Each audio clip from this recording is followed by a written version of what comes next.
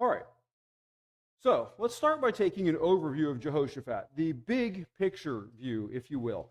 And 1 Kings 22 gives us a bit of a synopsis of his life.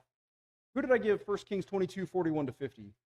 All right, Rob Jackson has 1 Kings 41, 22 to 50. Can we get him a mic real fast?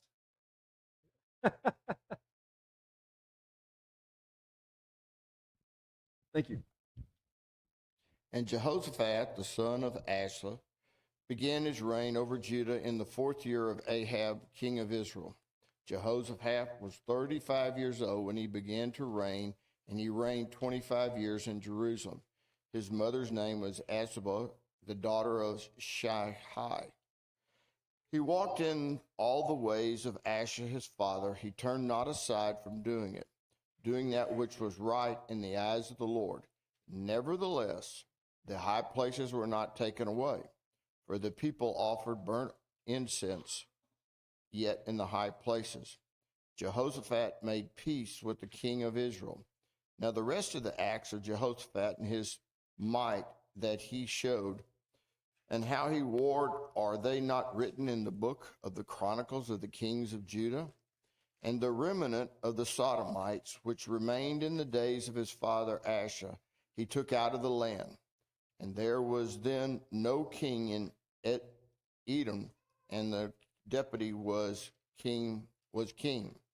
Jehoshaphat made ships at Tarshish to go to Ophrah for gold, but they went not, for the ships were broken at Ezron.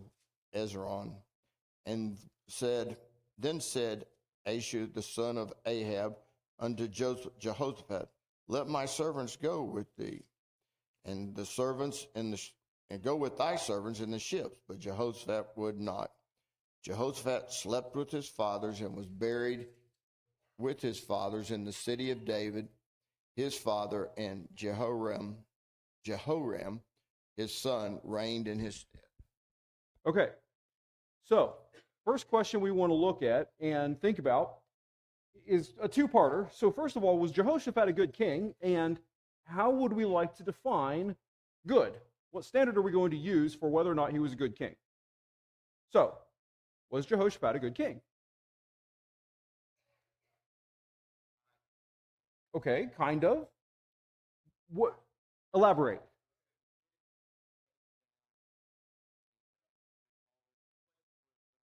The high places.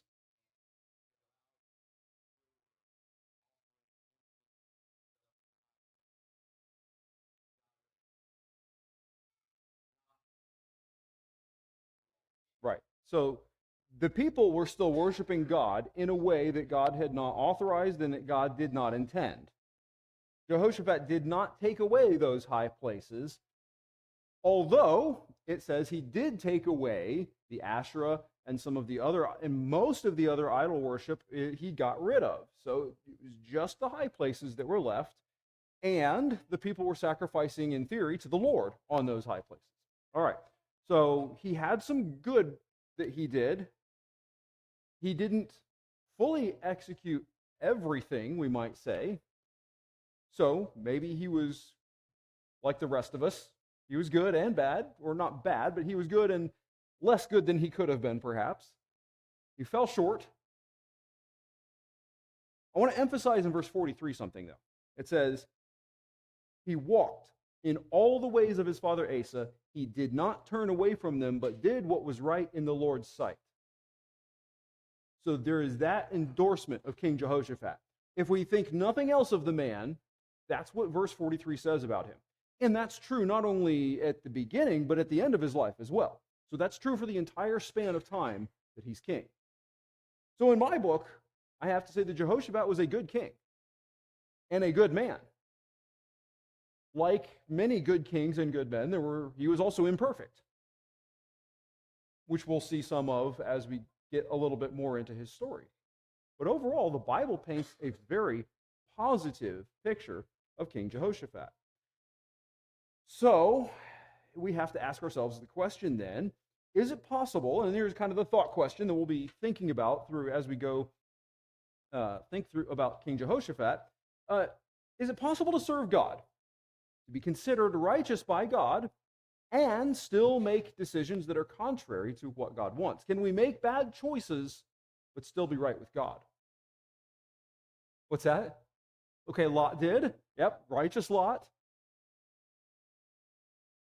Go ahead. Somewhere in there, God's grace has to come into play and all that. Yes. You asked that question, and we all have. That's right. And I think about, like, in the scriptures, if one story was written about me and it was a time in my life when I wasn't serving God the way I should have, how sad that would be. But God is looking at a person's whole life, and God knows each person's heart. And his grace, as Steve said, covers a multitude of sins. I very much suspect that if somebody were writing a 8-verse synopsis of my life, that it would probably read a little bit like this. Aaron served the Lord, however, comma, and then the things that I didn't do. So we have both of those. And so Jehoshaphat, he's a righteous man. He's a good man. Brother Willis, go ahead.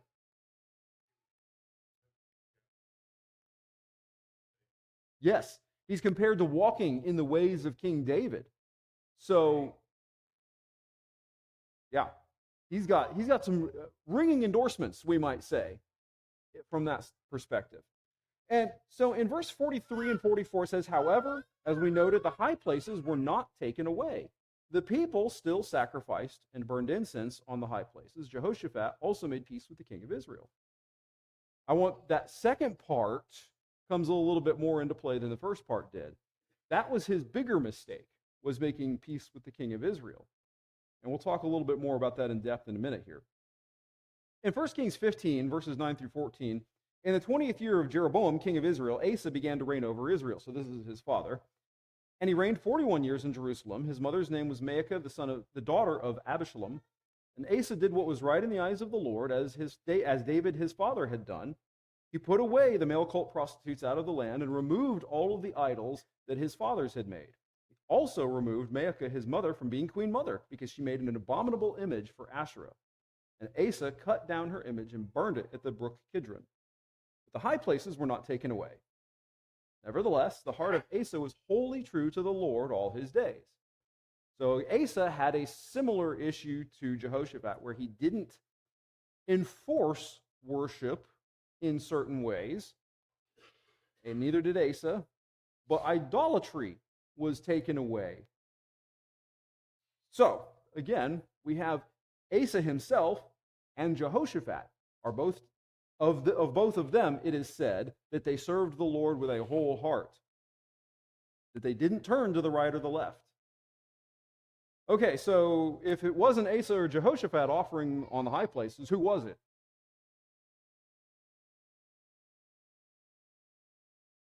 Yeah, it was the people, right? It's the people that in the other inhabitants of Judah are the ones who are still offering on the high places.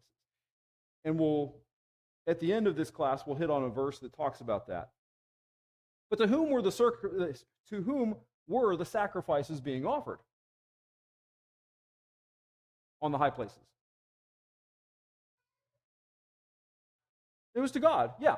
So it was not to an idol. It was not to one of the, not to the Asherah, not to Baal, not something like that. It was, in theory, to God. So they were attempting to worship God, just in a manner that God had not prescribed. So in this, the people are not following God's command, and it's noteworthy to the author of the book of Kings here that Jehoshaphat did not stop them. We will find some other kings, Hezekiah in particular. Hezekiah took away the high places. All right.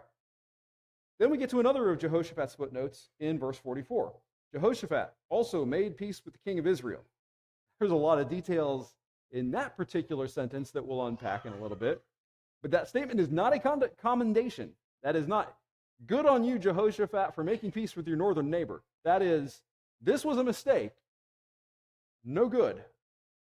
All right, so let's look at his life and the details of it. We're going to go over to 2 Chronicles chapter 17, 18, 19, and 20, because that's where we're going to find more of the details on Jehoshaphat's life. Who has 2 Chronicles 17, 1 through 6? Go ahead, Cassidy.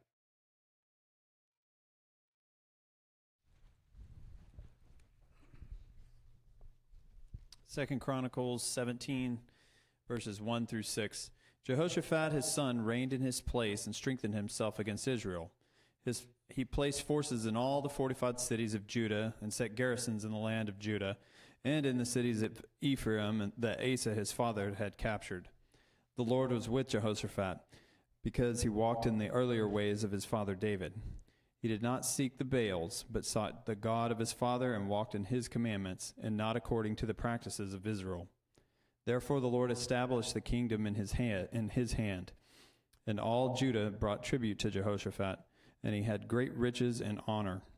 His heart was courageous in the ways of the Lord, and furthermore he took the high places and the Asherim out of Judah. All right, so there's a little bit more information in here. Let's look at this timeline and see, where did Jehoshaphat fall in terms of the kings? So up here you can see we've got Jeroboam and Rehoboam, and then we have Abijam. Here's Asa, his father. In the northern kingdom, we have Nadab and Baasha, a couple of really short-lived kings, Elah and Zimri, and then Omri right here, who is Ahab's father. All right. So now we have... All right. So here's Ahab, here's Jehoshaphat. Elijah is concurrent with both of them. And we're not very far off. I'm going to go back up one here. You can see we're only about 60 or so years down the road from the kingdom having divided in the first place. Already it's said of Israel that he sought in verse 4, it says, but he sought the God of his father and walked in his commandments, and not according to the practices of Israel. So 60 years since the kingdom have split, and the northern kingdom is already off and running straight into idolatry. Okay, not only the idolatry that Jeroboam set up, but it's talking about Baal worship and some other things like that. Of course, we have Elijah the prophet who's going to come and defeat the prophets of Baal. So Baal worship was big in the northern kingdom 60 years after the kingdom split. That's not a lot of time for things to go horribly wrong. So what's notable about verses 3 and 5? Let's look at that. It says, the Lord was with Jehoshaphat because he walked in the earlier ways of his father David. He did not seek the Baals. And then in verse 5 it says, the Lord established the kingdom in his hand, and all Judah brought tribute, and he had great riches and honor. So what's notable about those two verses? What's interesting about them?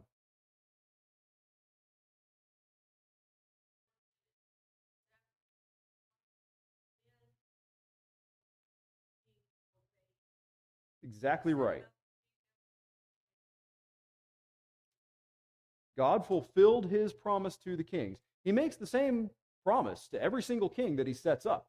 If you will serve me, then I will establish your kingdom. I will defend you. You will have riches and honor. And Jehoshaphat says, yeah, that sounds great. No, Jehoshaphat serves the Lord. He doesn't do it for the other things. He does it because he wants to, as we're going to see. So God established the kingdom in Jehoshaphat's hand. All right. Verse 6 is also notable. It says, his heart was courageous in the way of the Lord. Another translation said, Jehoshaphat delights in the Lord's ways. It's not just, I'm doing this because I'm supposed to, or I'm doing this because Dad did it. I'm doing this because this is a wonderful way to live. As I get older and see people around me, my peers, and people that I grew up with, I've seen a lot of misery. I've seen a lot of flailing around. I've seen a lot of unhappiness. So much unhappiness. I have high school friends that I learned recently died of drug overdoses decades ago, and I had no idea. Friends that over the years that have gone through miserable divorces and remarriages and divorces. The Bible isn't just how I live because it's the right thing to do and I want to go to heaven or I want to avoid going to hell. It's objectively the best way for me to live my life. I delight in the ideas of the Bible, of what God says. And so does Jehoshaphat. He says, this is not just, I'm not doing this because God's going to give me stuff. He says, I'm doing this because This is the best way for our kingdom to be. This is the best way for me to be. So that's the attitude that Jehoshaphat has towards this whole thing. Now, not only if you have something good and there's a way for other people to have it, what do you want to do? You want to share it with them. You want to tell other people about it. So, who has 2 Chronicles 17, 7 through 9?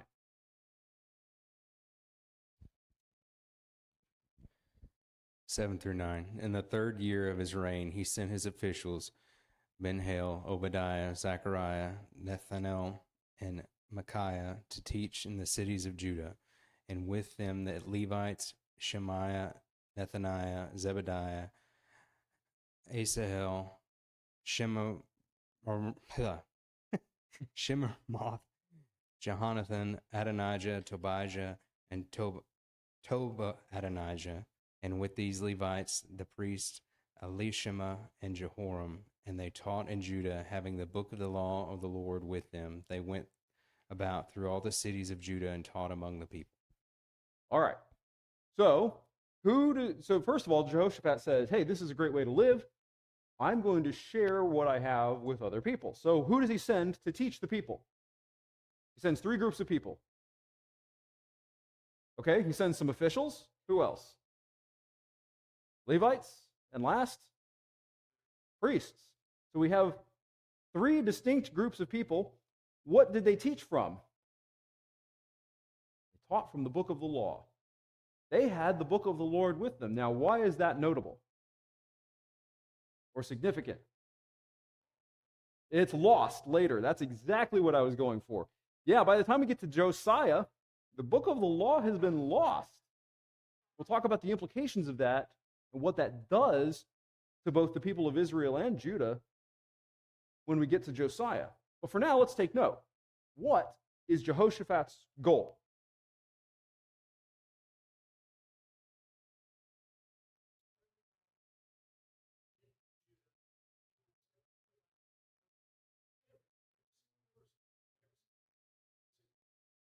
He wants everyone in every town to know the law. Now, isn't that a wonder? He doesn't take away the high places. Instead, he's got a grassroots campaign, we might call it. He's going to go win the hearts and minds. He's going to go get the people to serve God the way they ought to, because they're going to hear it from the Levites and the priests who are supposed to be the teachers of the law. And you know what? Jehoshaphat has some officials who are so well versed in the law that they can go out and teach too. Hey, this guy's got it going on. He's got a good setup here. He's trying to turn the heart of the people toward God. What's the divine plan for that? Well, the divine plan for that is you have the priests and the Levites instruct the people. And he's got officials of his own court capable of teaching. So he's surrounding himself with the kinds of people that he ought to. He's not just, here's Jehoshaphat, and he's having to just put everybody on his shoulders and carry him over the goal line, right? He's going to go out and he's going to make the people want to serve God the way he does. Okay, so 2 Chronicles chapter 17, verses 10 through 11. Who has that one? Go ahead, Casey.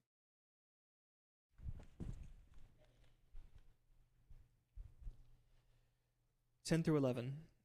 And the fear of the Lord fell upon all the kingdoms of the lands that were around Judah, and they made no war against Jehoshaphat. Some of the Philistines brought Jehoshaphat presents and silver for tribute, and the Arabians also brought him 7,700 rams and 7,700 goats.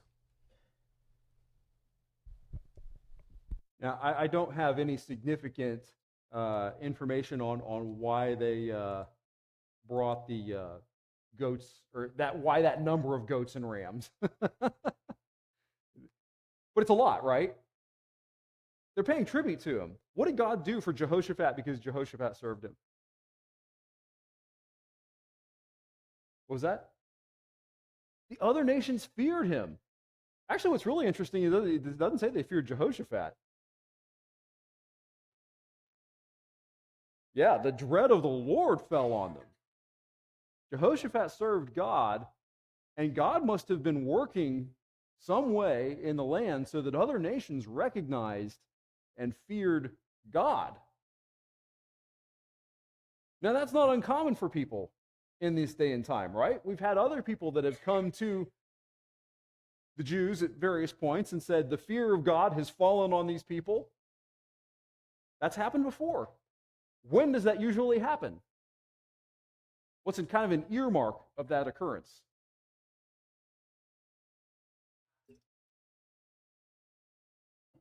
Okay, God might have sent some mighty work.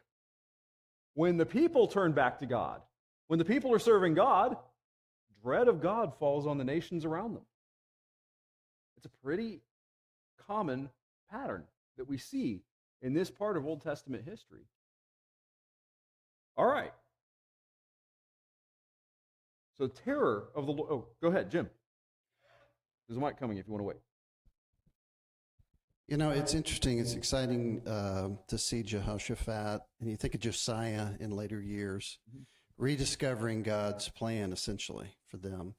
And it makes me think that this is a pattern, almost a human need or want once they realize that they're away from God. I mean, you take the Pilgrims who came to America. A lot of people think of them as Puritans, but in fact, they were trying to escape Puritanism. And in fact, in one sense, they were purely trying to restore the New Testament church when they came to America. And then 200 years later, there was a real denominational mess in the land.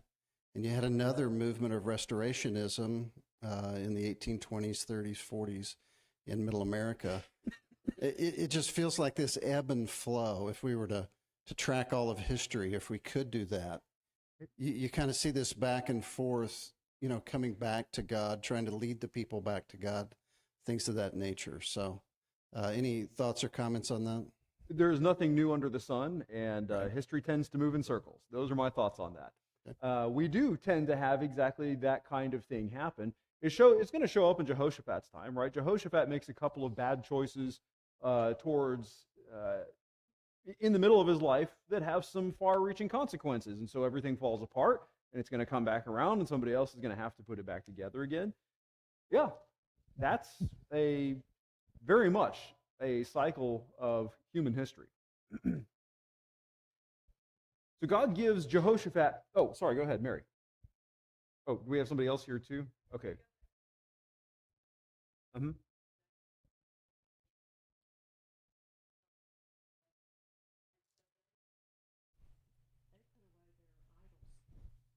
And bury them at Shechem. And so then it says the very next thing, and as they journeyed, a terror from God fell upon all the cities, and nobody was bothering the sons of Jacob or them traveling. It's the same idea. That's really interesting. I did not connect that, but you're right. If you missed the first part of what she said, in Genesis 35, as Jacob's coming back from Laban towards to meet up with his family again, it says they buried their idols at Shechem, and then after that, the terror of the Lord fell on the people, and they didn't bother them as they traveled. So, once again, we have this idea that when they put away the foreign gods, and they commit to serving Yahweh only, that God makes the people fear not only the people that he's blessing, but it's fear of God himself that falls on these people around. So God gives Jehoshaphat peace on all sides. That's another one of the promises that they had if they serve God. Oh, Kyle, go ahead. I was going to comment that Leviticus 26 essentially says a lot of the same things. If you walk in my statutes and observe my commandments and do them, I will give you rains in their season, and the land shall yield its increase, and the trees of the field will yield their fruit. Your threshing fork shall last to the time of the grape harvest, and the grape harvest shall last to the time of sowing, and you shall eat your bread in full and dwell in your land securely. I will give you peace in the land, and you shall lie down, and none shall make you afraid. I will remove harmful beasts from the land, and the sword shall not go through your land. It's exactly what happens for Jehoshaphat, isn't it? It's that God gave him peace on all sides. God enriches Jehoshaphat, in contrast to the times when these nations around have oppressed Judah. Instead, now they're bringing tributes to Judah. I think that's the contrast that's important to take away from this. So Jehoshaphat serves God, and not only do the Philistines not invade, but they pay tribute. Not only do the Arabians not invade or raid, but they're actually bringing tribute to Jehoshaphat. All right, now we're going to look at 2 Chronicles chapter 18, in which Jehoshaphat decides to make a bad choice. He gets some bad ideas. Who has 2 Chronicles 18, 1 through 3? Mr. Steve Britton has it.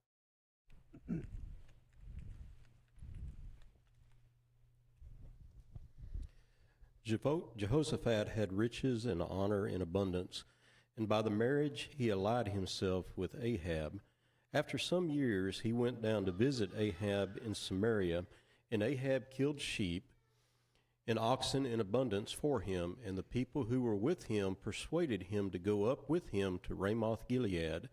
So Ahab king of Israel said to Jehoshaphat king of Judah, "Will you go with me against Ramoth Gilead?"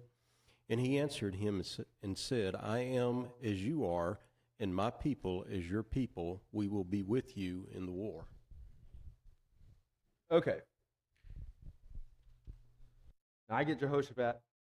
He's a good guy. Why does he go make an alliance with Ahab, who is very definitely not a good guy? What was he thinking? And he takes Ahab's daughter, now whose mother is Ahab's daughter? Jezebel, yeah. Going to cause some problems later, as we're going to see. He makes a marriage alliance with Ahab. Specifically, Jehoshaphat's son, Jehoram, is married to Ahab's daughter. All right? Why? And we're going to have to speculate a little bit because we don't have a definite answer as to why he did that. Go ahead. Fame and fortune. Okay. Fame and fortune. It says he had riches and honor and abundance. That might be part of it. Yeah. Okay. What are some other reasons why he might want to be doing this? I think nationalism, that he recognizes and he says, I am as you are, my people are your people. He recognizes that they are brothers. Yep. And I think that has an overwhelming influence as to what he does. That was what I went with as well, because in verse 3, when he says, I am as you are, my people are as your people, he's like, we're related here. And Jehoshaphat's a good guy. And here's his relative Ahab, who's frankly a bit of a black sheep. And maybe Jehoshaphat just wants to reach out and have a good relationship with him. And he thinks, I've done some good work here in Judah with my reforms. Maybe I can help Israel too. I don't know what's on his mind. But he wants to have a good relationship with his neighbors, his cousins. I saw a hand over here somewhere. Maybe not. All right. Well, that comes back to bite him. We're going to skip down to 2 Chronicles chapter 19. Who's got verses 19 verses 1 through 3? That's Brother McCaslin.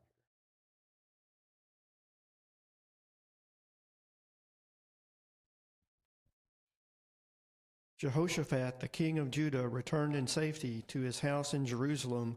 But Jehu, the son of Hananiah, the seer, went out to meet him and said to King Jehoshaphat, "Should you help the wicked and love those who hate the Lord? Because of this, wrath has gone out against you from the Lord. Nevertheless, some good is found in you, for you have destroyed the Asheroth out of the land, and you have set your heart to seek God." All right. That's a bit of a rough question, right? How do I reconcile this message here? He says, should you help the wicked and love those who hate the Lord? Now, I've got that on the one hand. And on the other hand, I have love your enemies and do good to those that hate you. Isn't that what Jehoshaphat did? What happened here? What went wrong? Scott. Same problem is I think Jehoshaphat did not seek counsel with the Lord before he went. He just did this on his own. I mean, we've seen this. Even Joshua did that. Joshua, didn't seek counsel and made a covenant with some people of the land that he thought were not from the land. And so I think that's the problem here, is that he could have sought counsel with the Lord before he aligned himself with Ahab. And Jehoshaphat's not the kind of guy who's against seeking counsel either. We skipped over it in chapter 18, but that's where the story of where he and Ahab are going up, and Ahab's got all these prophets, 400 prophets or something like that, and they're all prophesying the same thing. And there's one guy has the horns, and he says, "You're going to gore Syria until they're dead." And Jehoshaphat looks at him and he goes, "Is there not a prophet of Yahweh left in Israel?" And what does Ahab say? "Yeah, there's that one guy, but I hate him because he always says bad things about me." Maybe that's a you problem, Ahab, not a prophet problem there. So it's not, Jehoshaphat is not the kind of guy who doesn't seek counsel of the Lord, right? But at the same time, he goes off and he makes this marriage alliance without really, it appears to me, considering the down the road implications of doing so. All right, so let's take a quick thought survey. How many times in the Bible can you think of where a relationship, marriage or otherwise, was responsible for the downfall of an otherwise good person? Or even making a bad person worse. Because we're going to study Ahab next week. Ahab's bad, but he's worse when Jezebel gets into him.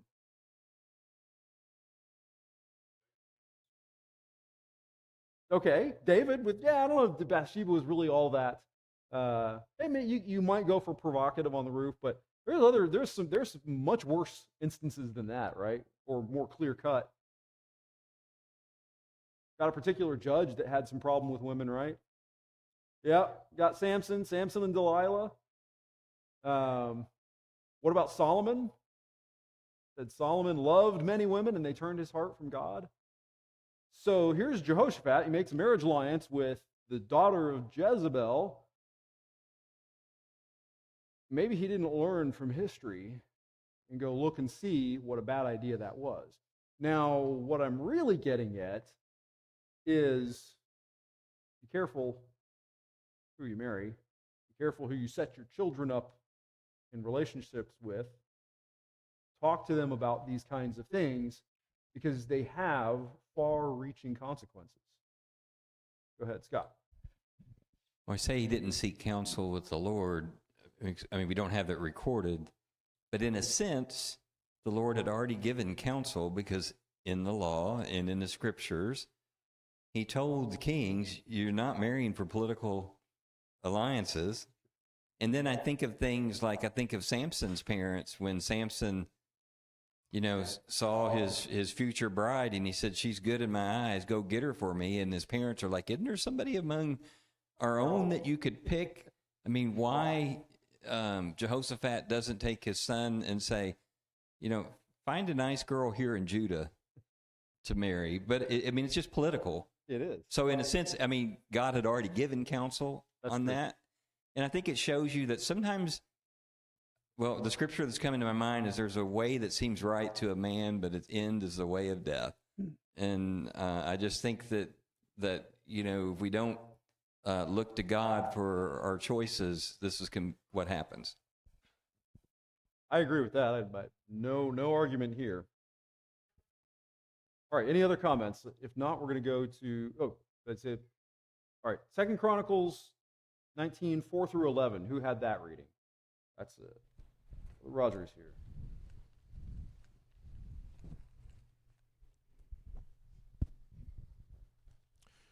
Jehoshaphat lived at Jerusalem, and he went out among the people from Beersheba to the hill country of Ephraim, and brought them back to the Lord, the God of their fathers. He appointed judges in the land and all the fortified cities of Judah, city by city, and said to the judges, consider what you do, for you judge not for man, but for the Lord. He is with you in giving judgment. Now then, let the fear of the Lord be upon you. Be careful what you do, for there is no injustice with the Lord our God, or partiality, or taking bribes.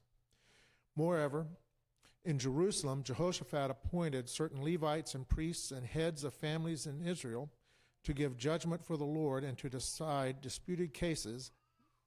They had their seat at Jerusalem, and he charged them, Thus you shall do in the fear of the Lord, in faithfulness, and with your whole heart. Whenever a case comes to you from your brothers who live in their cities concerning bloodshed, law or commandment, statutes or rules, then you shall warn them, that they may not incur guilt before the Lord, and wrath may not come upon you and your brothers. Thus you shall do, and you will not incur guilt. And behold, Amariah the chief priest is over you in all matters of the Lord. And Zebediah the son of Ishmael, the governor of the house of Judah, in all the king's matters, and the Levites will serve you as officers. Deal courageously, and may the Lord be with you, the upright. I view this in a way as a reaction to the prophet's message, to Jehu's message. It looks like Jehoshaphat says, okay, you know what? I hear you. I'm going to double down on the reforms that I've been setting up. It says, and once again, he went out among the people. Now, not only does he go to Judah, where else does he go? Yeah, he goes as far as the hill country of Ephraim.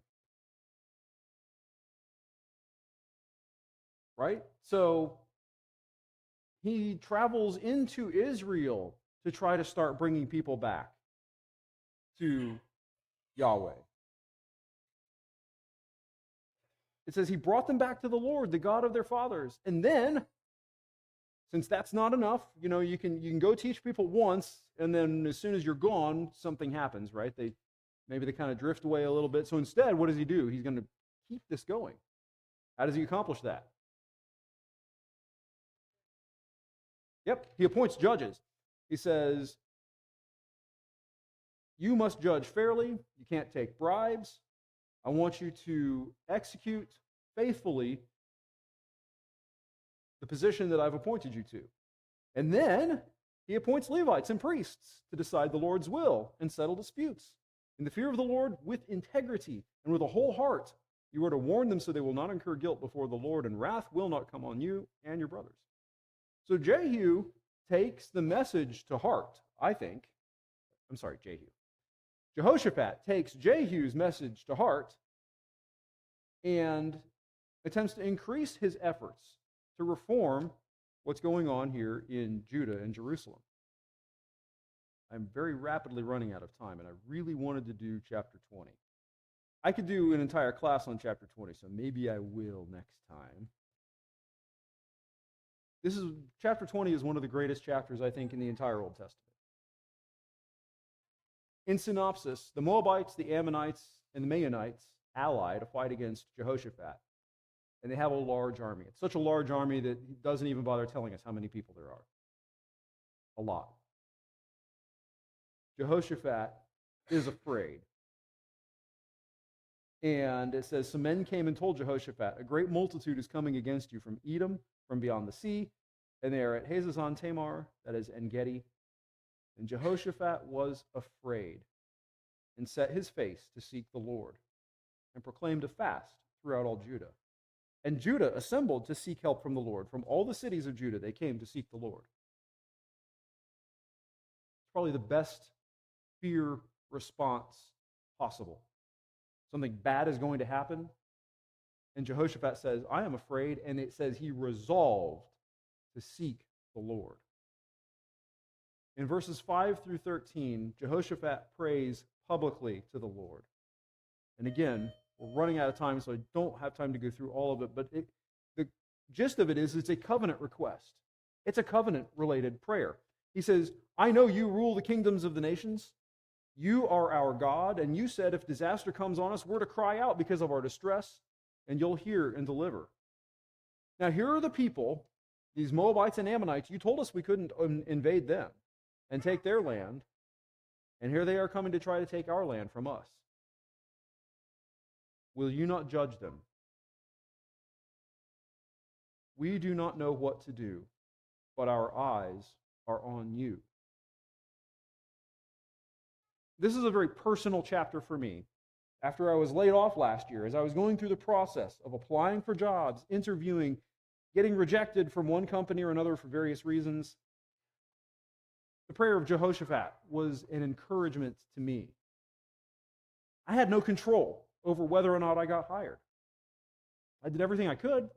I had a good resume, sharpened my work skills.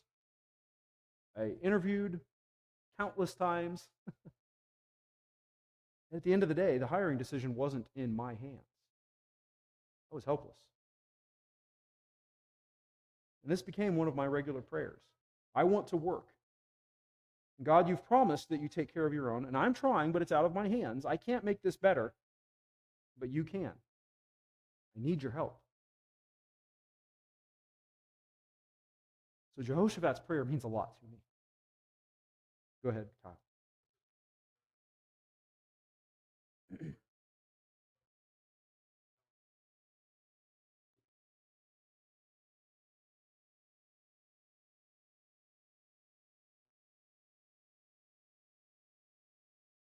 And what I wouldn't give, you're right, it is.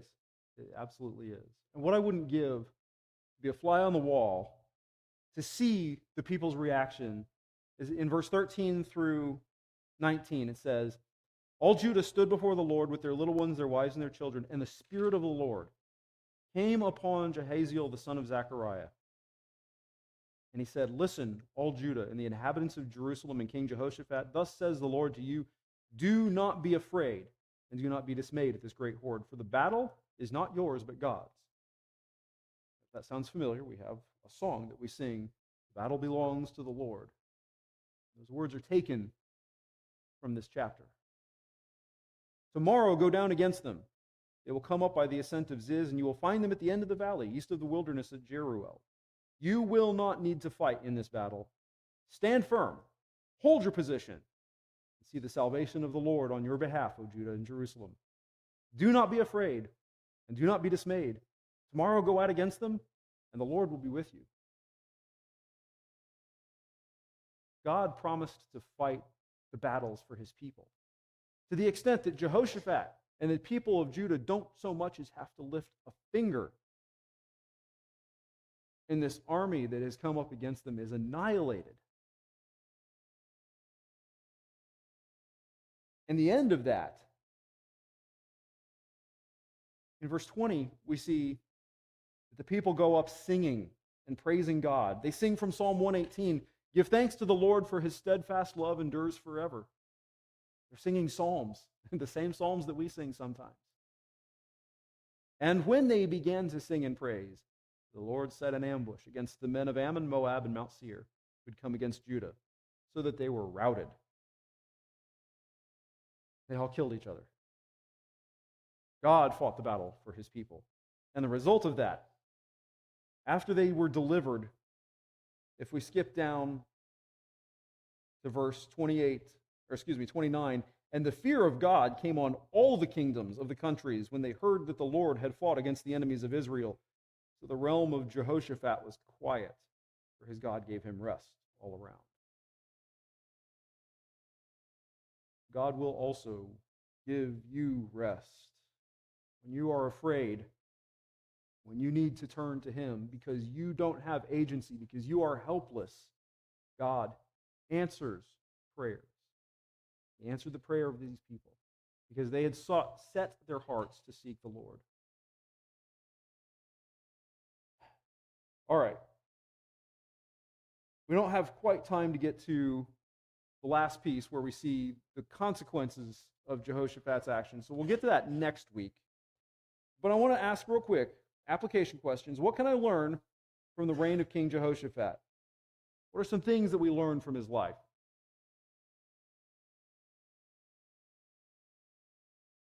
If you wait for too long, the bell's going to ring. Go ahead, Scott. What you said earlier, it's a walk. He had ups and downs, but all of us have ups and downs. I mean, even David had ups and downs, who's, is a man after God's own heart, but yet he continued to seek the Lord. And so with you, like him and Asa are two of my favorite kings. It's good for me to walk in God's ways, and it's even better if I can get other people to serve the God that I serve. And I got a question for you that I've got to ask before we run out of time. Are there people out there right now sacrificing and burning incense on the high places, metaphorically speaking?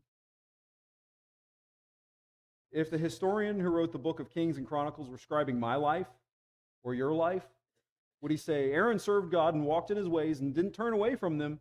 However, he also never attempted to have a conversation with his friend who goes to Grace Bible Church about serving God.